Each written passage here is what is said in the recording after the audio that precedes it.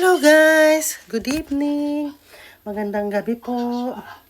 Yan, nandito ako sa aming kitchen at ako ay magluluto ng yakisoba. Ayan ang aking lulutuin. Ayan na ang sibuyas. Talaga kami nagluluto kasi bago silang kumakain.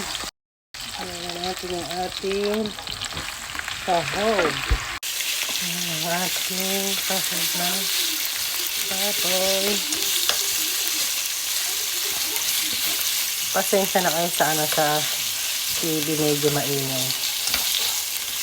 Narinig mo ba yung TV?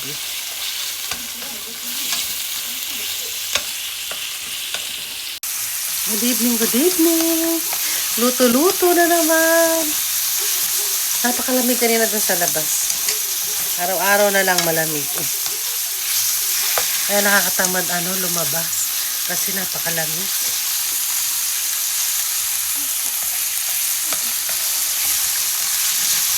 Pakit-pakit na tayo.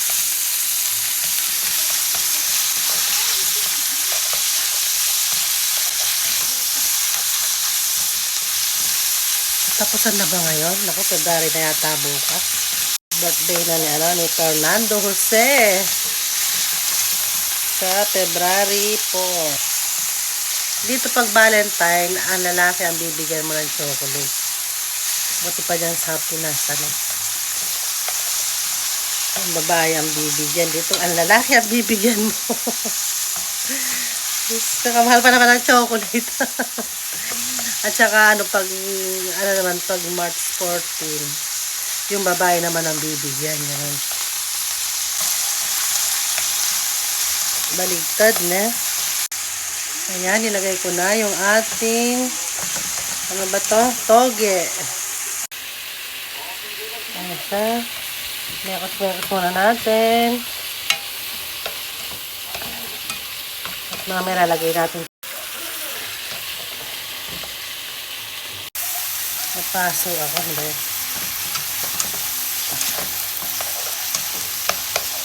Ayan, tapos lalagay na natin yung ating men. Ayan na yung ating men. Nilagay ko na.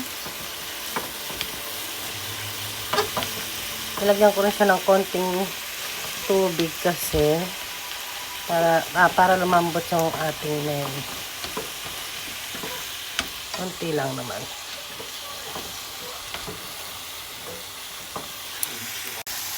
Ayan, mekos muna.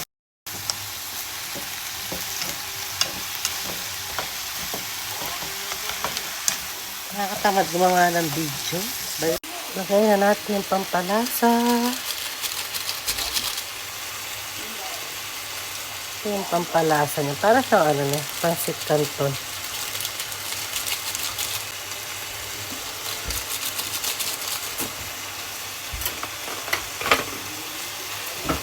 Ayan, mekos ulit.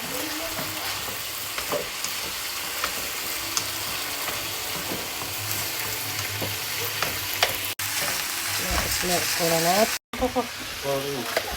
Okay.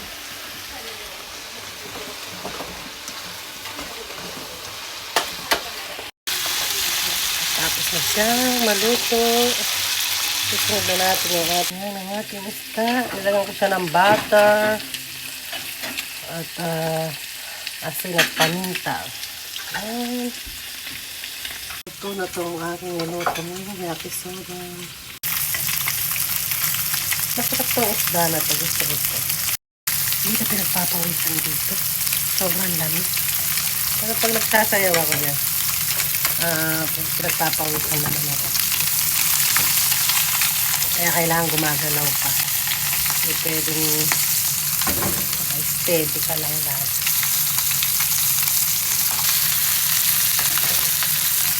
Ayan na siya. Binaligtad ko na siya. Konti na lang at manuluto na siya. Wala tayong video.